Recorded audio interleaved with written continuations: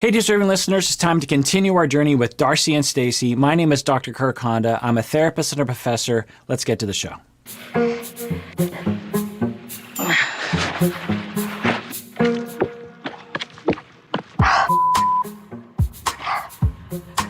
She's so full of hair.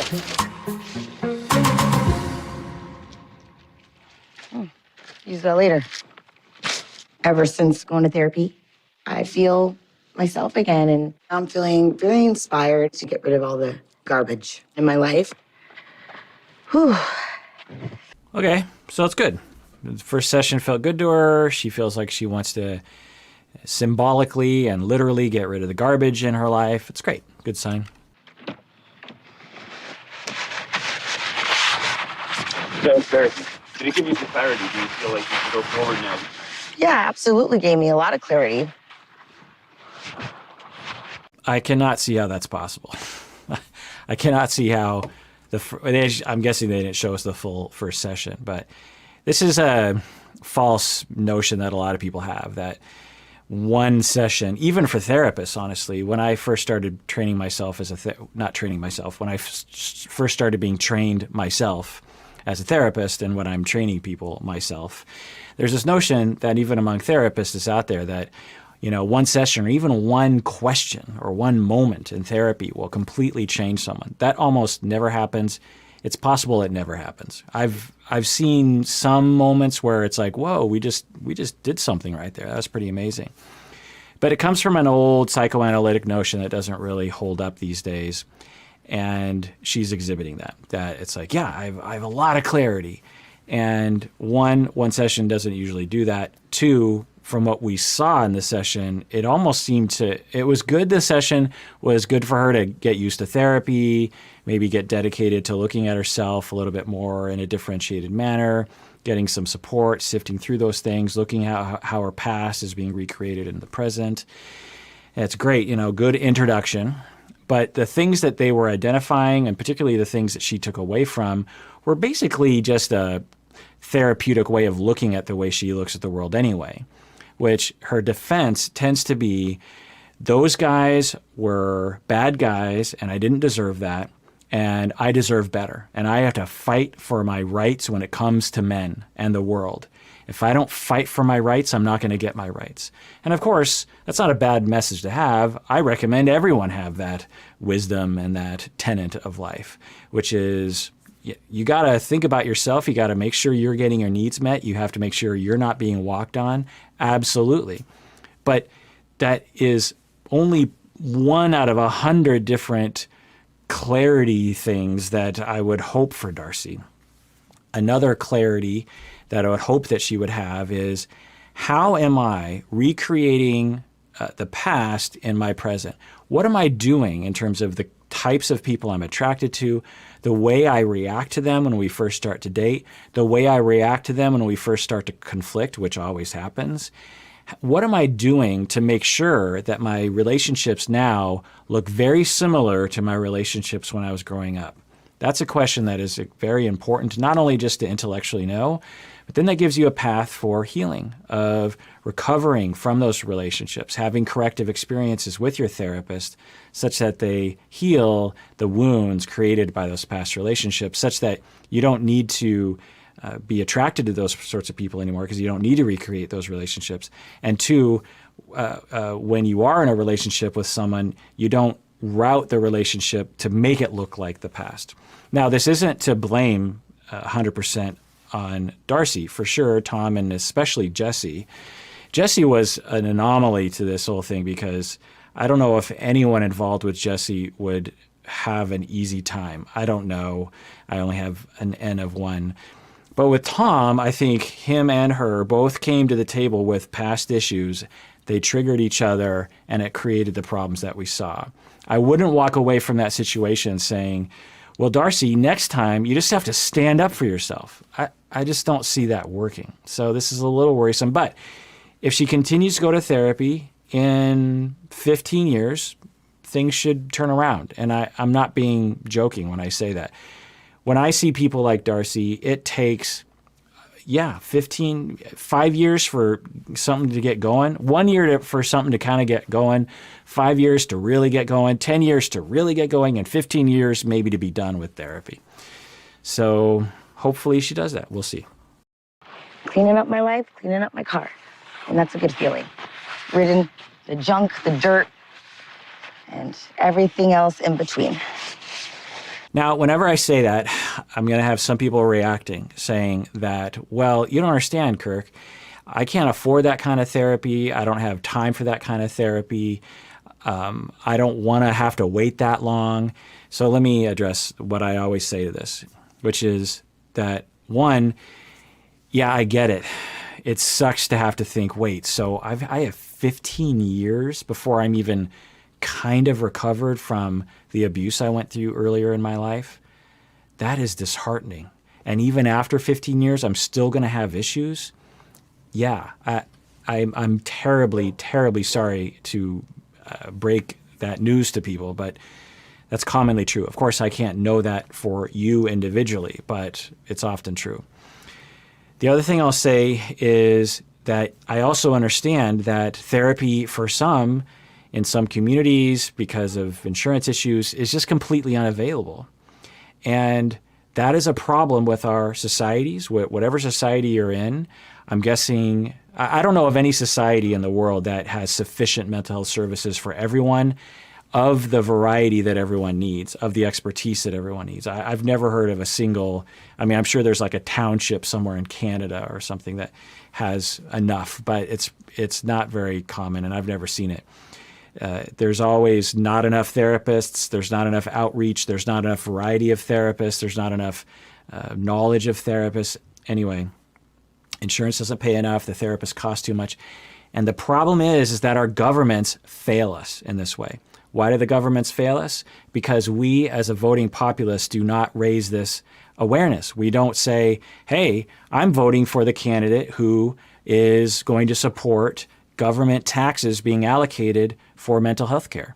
Which government, which candidate is running on that platform? I've never heard of. I'm sure there are local politicians, maybe one or two random presidential candidates, 15th on the ticket sort of thing, might have mentioned it once.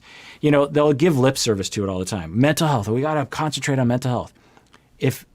Whenever a politician says that, if you have a chance to write them, ask them, okay, what money are you going to dedicate to that? Because it's a matter of money. And, just saying you're going to concentrate on mental health means nothing. It's like saying we're gonna fly to the moon. We're gonna go to Mars. We're gonna put humans on Mars.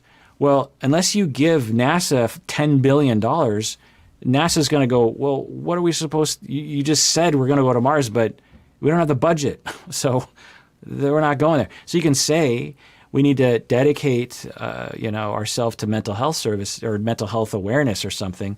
But unless you actually sign the allocation of the funds, and the way you do it is it's tax dollars. And that either means another program has to suffer or you have to raise taxes. The only other way to do it is if you force insurance companies to pay for a variety of services. Now, some insurance companies will.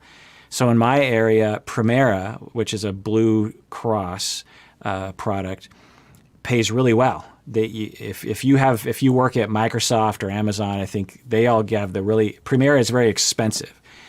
As you go down the line from there, you get to other insurances, the reimbursement is so bad, the availability of therapists is so bad, or it's an HMO and they're always trying to play games with you to make you not attend services so that they can reduce costs, that kind of thing. And so even if you have insurance, it can still be a problem. And in our society, we just tend to look the other way. There are you people out there, I know I've inspired a lot of you, and even if it wasn't me, you were inspired to go to therapy, and then you realized it's hard to find a right therapist. One, two, it's hard to find funding for that therapist. A lot of the therapists that are out there that you might connect with, they don't take insurance anymore because it's too much of a headache. So you have to pay full price. And it could be hundreds of dollars a month for that sort of thing. So, I get that. And I'm a victim of it too. I need therapy. I've gone to therapy throughout my life. I've had to pay out of pocket. I've had insurance that didn't pay for my therapy, and that was a hardship. And I've had to quit therapy because I couldn't afford it anymore. And that hurt, and that was bad. I'm just as much of a victim as anyone else could be, at least in my city. And so it's a problem. And if you want to do something about it, vote along those lines and tell your politicians it matters to you. Let's reduce stigma. Let's make therapy available to everyone around the world, even in the United States. Heaven forbid that in the United States, the richest country of all time, actually dedicates a small percentage of its GDP to actually helping people with mental health. And if we want to put an economic value to it, when people are properly treated, they are able to go to work, they function better, they parent better, there's less drain on the system, so to speak, and you probably will make your money back tenfold with the investment. Anyway, rant over. So I get it, and I understand. It's disheartening, but it's worth it. It is so worth it. If you've listened to my audio podcast, you hear me talk with Bob. He's been in therapy for 30 years, and he still struggles a lot because of the abuse that he went through. But he feels good about the fact that he went to therapy. He knows that it has helped, and he would be much worse off if he hadn't gone to therapy. It's just one of the tragedies of trauma. I'm in a good space and place. And when I say I'm ready to start a new chapter, I'm serious. It's time for a change. I'm ready to start cleaning things out of my life. Just want to be happy for once. I listened to what the therapist had to say, and it helped me dig deeper into who I am as a person and what I want in life. So that's very encouraging to hear. Again, I can't imagine one session being significant enough. My dog's barking at squirrels. I had a date planned with Georgie in New York, but I decided to postpone it so I could go to therapy. I felt like I needed to do that for myself first, and he was very understanding. But I'm ready to meet him now. All right, it's a good sign that she is prioritizing therapy. That's great. Like I said, I really hope that she sticks with it for 10 years and sees incremental change over that time. I'll keep my hopes up. We rescheduled, and we're meeting later this week. I finally feel like I found a guy where he respects me, he's different, he understands me. It's about time. So I think if she had been to therapy 10 years, she would at this point say, well, you know what? I have no idea who this guy is. We've met a couple times. I think they've only met once in person, maybe a couple times, I don't know. And I've been wrong before, particularly in this exact same format where I meet someone and we have this long distance relationship over the phone. I've been wrong before. So who knows? And you know what? It'll be fine if it works. It'll be fine if it doesn't work. It probably won't work because what are the chances that he's the one? But I'm open to experience and let's find out. So as I role play that, it has flexibility in it. It says, I'm okay by myself. I want to be with someone. I do because I recognize my needs. But I'm not going to force the situation. I'm not going to look at it through rose-colored glasses. I'm not going to be desperate for this to work in order for me to be happy. I can be happy by myself. I can be happy with other people. Now, let me explain something. Sometimes people interpret this as you have to love yourself, that whole statement, which is, I guess, true. But we are dependent animals in the same way that dogs are dependent. When you leave a dog by themselves, they don't do well psychologically. Humans are the same way. We need attachments. We need love. We need affection. We need romance for the most part. We need someone to understand us. We need security. We need dedication and loyalty. We need to trust someone. We need to know that they're thinking about us. Without that, we suffer in a lot of different ways, physically and emotionally and psychologically. So what I'm saying when I say you need to love yourself and then you can love other people is you need to have at least something to stand on for yourself so that you can be flexible as you date other people. There's, you can return to yourself and other people, by the way. You can return to yourself and others that are in your life so that you don't depend on the person you're dating to meet all of your needs. Because when you do that, which I've observed speculation in what Darcey is doing, I would have to ask her to see if this makes sense to her, but it certainly looks this way, that when she finds someone that likes her, all of her eggs get put in that basket, and when things start to go a little wrong, she can't look away. And Stacey's kind of doing this too, because they need this to work. Because if it doesn't work, they're alone and they have to go back to themselves, and they don't want to do that because they don't like what they see. And so everything is defined through this other person. Some of you watching right now might relate to this. And the cure is often proposed of, well, you just have to love yourself. Well, that doesn't make any sense because you can't love yourself until other people love you. It's a catch-22. I've talked about this before. But anyway, let's get back to the show. Well, a little bit of glam, a little bit of sexy leather. Definitely want sexy boots. Georgie's sweet. He's not controlling. And I don't feel like this would be a toxic relationship like my past.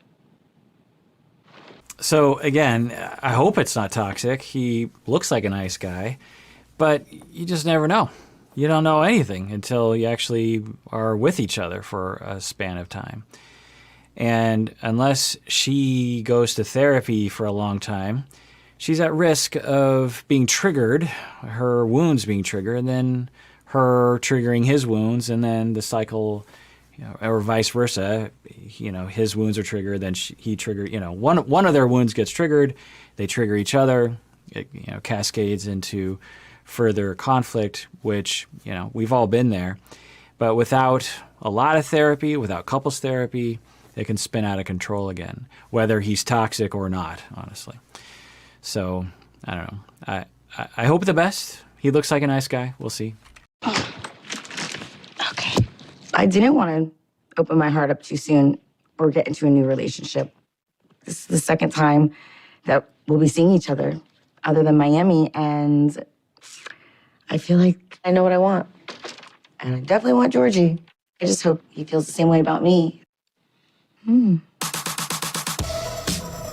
So she's exactly in the same spot that she was before Jesse and before Tom, where she is like seemingly 100% in. She knows he's the one. And now is the process of like, I hope he loves me. And I hope I see lots of evidence that he loves me a lot. And that's where her wounds set herself up for disaster.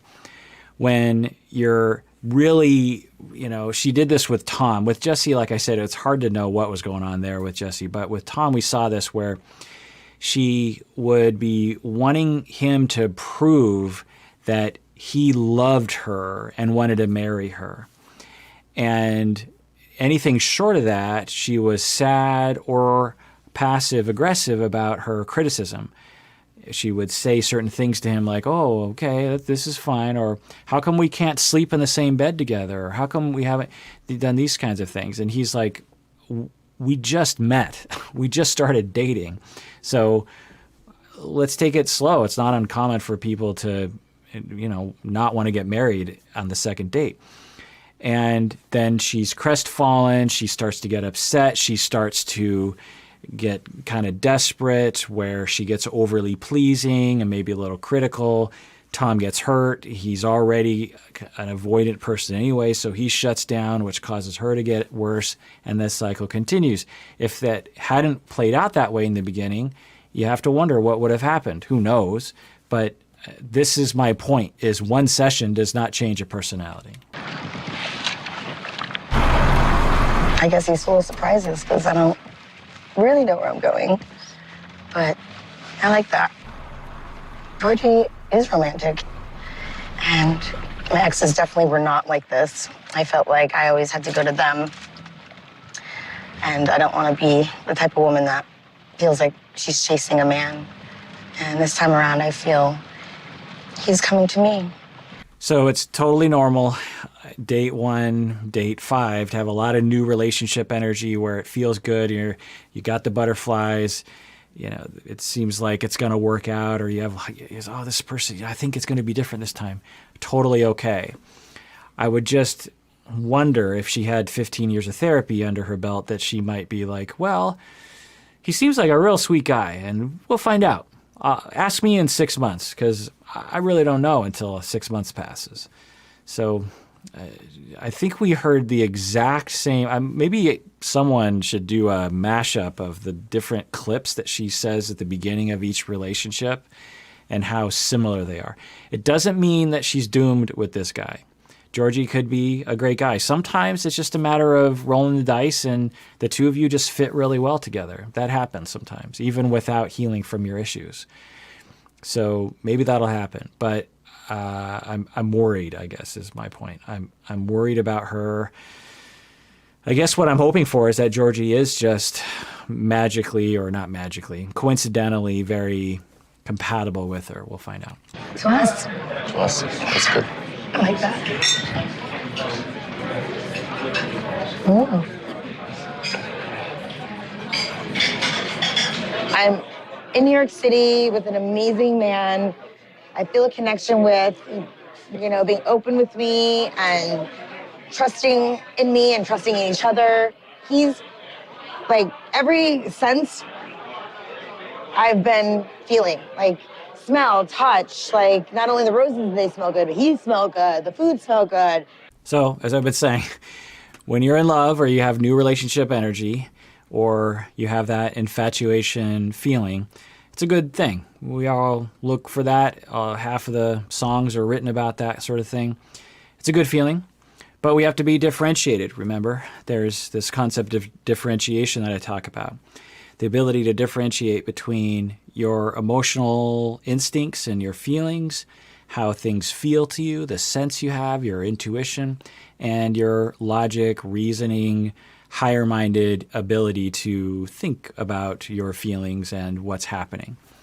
If someone cuts you off on the freeway and you have a feeling of anger and you want to crash into the car in front of you and show them who's boss, you differentiate and you say, nope, that feeling is not a good guide right now. You are having a romantic dinner with your spouse and you feel an upwelling of emotion and love, and you reach out and you grab onto her hand and you kiss her. That is a feeling that comes over you, and then your logic looks at it and says, yes, this is a good feeling, let's go with it. And so we have to have that ability to say, okay, feelings are important, feelings are human, feelings are good, feelings indicate our needs, but then we have to look at them logically and rationally and say, is this a good time for this sort of thing? And people that are raised in a way that is not conducive to differentiation, they will grow up undifferentiated or fused. They will fuse those two guidance systems of emotion and thinking. And thus, they have a harder time evaluating when their emotions are justified or helpful in the moment. And they might react a lot more often in ways that they regret later. There's a whole lot of research in this area on people who are undifferentiated. They have more physical symptoms, more mental health symptoms. They have a harder time sleeping at night. They have more anxiety, more depression, more substance abuse. It runs the gamut. It has to do with the way you're raised. It has to do with your family system. It has to do with parenting. It has to do with modeling. Anyway, meaning your parents model to you. If your parents are undifferentiated, you tend to have a harder time being differentiated well. It also has to do with your ability to differentiate between you and other people, which I won't go into right now. But anyway, so for Darcey, she's having this feeling, and it's great. You're dating, you want to be in the moment. You want to have that infatuated feeling. You want to be like, oh my God, this guy, he just seems like he just has it all. But wait a second, I've thought this before, and I don't really know this guy. It certainly feels that way, but I don't know. Let's not put all my eggs in that basket. Let's just enjoy the moment, and let's not make any plans. Let's not hope to get married. Let's rationally, I want to marry. I just want to fuse with this guy. I just want to live in his manly chest, his hairless manly chest. I just want to live there. But I've been here before, and I'm a grown woman. I understand. I'm not 13. I understand how the world works. This could be a disaster. It could be terrible next week. Who knows? But I'm in the moment. Let's not make any plans. It's not rational to do that. Let's also not put all of my hopes and dreams on this one relationship. I have hopes and dreams with my kids, for myself, with my sister, with my business, with my family, with my friends. And if this guy happens to join my hopes and dreams and adds to it, great. But if he doesn't, you know what? There's other men and, who cares? So that's a more differentiated point of view. I'm not saying she shouldn't be in the moment and in love and infatuated. It's that evaluation of the feeling that I'm worried about. That she's saying, as I didn't show all the clips, Tom wasn't like this, Jesse wasn't like this. I'm not seeing any differences.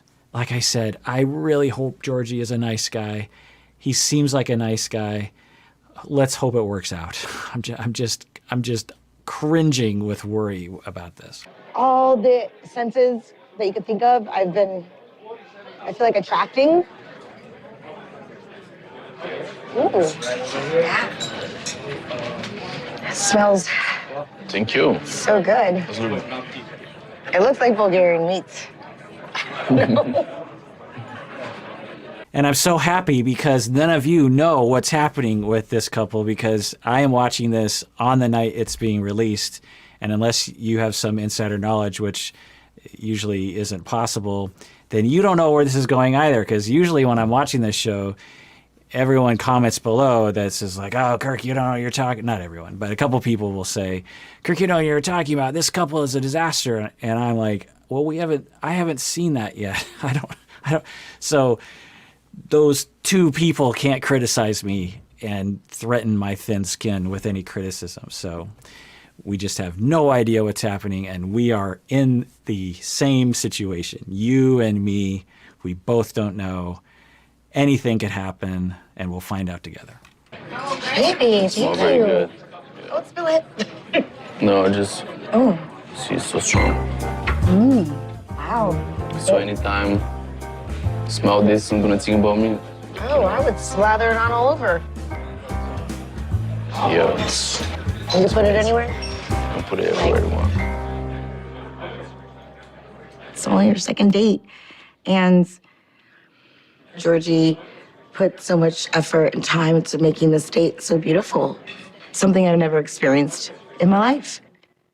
So I'm pretty sure we know that not to be true. Now, she's entitled to her subjective experience. She's entitled to her new relationship energy. But correct me if I'm wrong, but didn't she say the exact same thing with the first few dates with Tom? That, oh my God, I'm in such awe. And I'm not making fun of her. I want to be clear. I'm just sort of emulating what she was saying.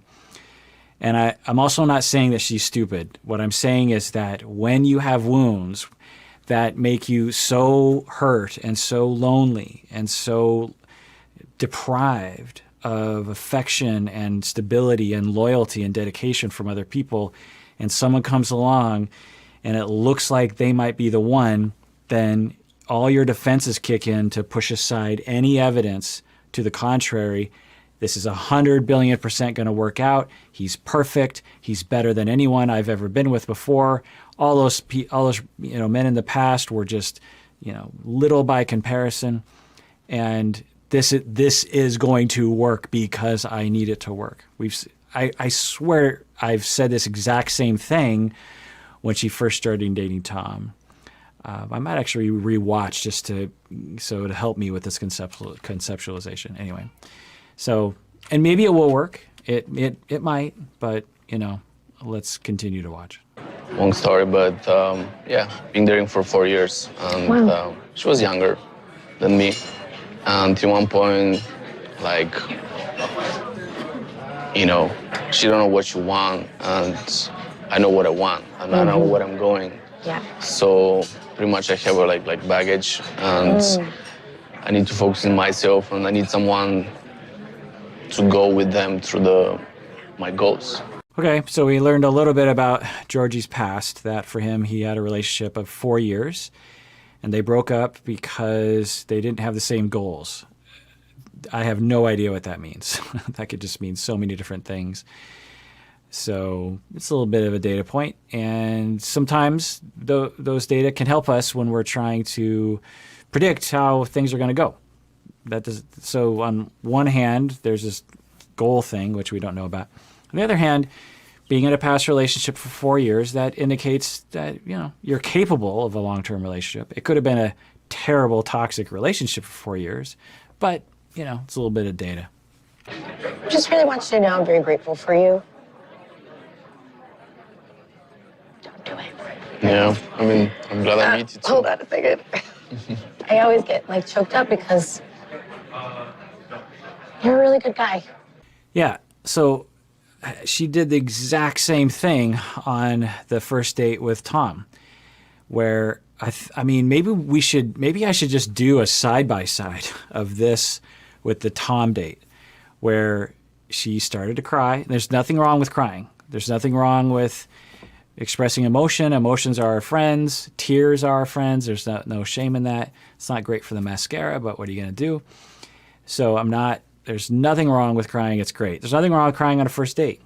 But it all points to this desperation in her heart of this better work.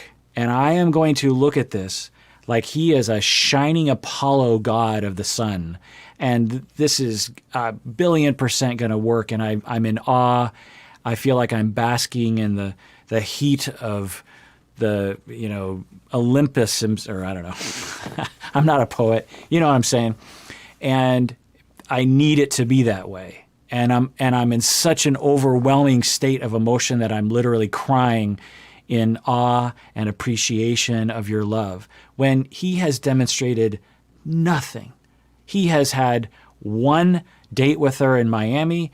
They talked over the phone, and he took her to a restaurant and had rose oil. It's nothing. It doesn't mean anything. If I were her, I'd be like, I have no idea who this guy is. I don't know what his issues are. I mean, because maybe that's a good tip for everyone out there as you're doing this sort of thing, is wait until you have the first fight and then watch how the two of you fight about it. What a lot of people do, or what I think Darcey is doing, is we're never going to fight. He's perfect. He's so nice to me. This is going to work. We're never going to have problems because he's so perfect. He's such a shining god of Apollo, of the sun. This is never going to be bad. And then when it does get bad, then you're unprepared and you don't know what to do. All good relationships have conflict. Me and my wife have conflict. Everyone has conflict. Research has shown this. Good relationships have conflict, and good, long-lasting, satisfying relationships have unresolved conflict. Conflict is hard to resolve, especially when they're ongoing things that you just never really quite, understand each other about. And that's also okay. But how do you deal with that? How do you work out the conflict that can be worked out? How do you take care of each other before, during, and after conflict? Those are the questions that I wish I could just be a little birdie on Darcey's shoulder and just say, honey, wait until your first fight before you make any kind of evaluation about the goodness of this relationship. And thank you for being by my side and letting me enjoy life. That's a good feeling. So thank you.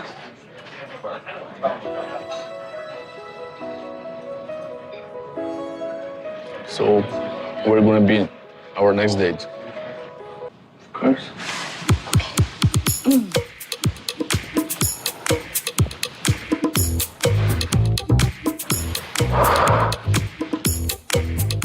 Kind of sounds like porn music. On this show, they seem to be amping up the face suckage and the sexy time footage. It seems a little bit more than 90 Day Fiancé. So much chemistry. I know I've only met him once before, but I really want to trust this, and I want to trust him. At some point, I will tell Georgie about LA. When the time is right. Let's go to bed. Ready? How do I look? Do I look snatched? Yeah? Oh, okay. All right. Well, that does it for that episode of Psychology in Seattle. Thanks for joining me out there. Please take care of yourself because you deserve it. You really, really do.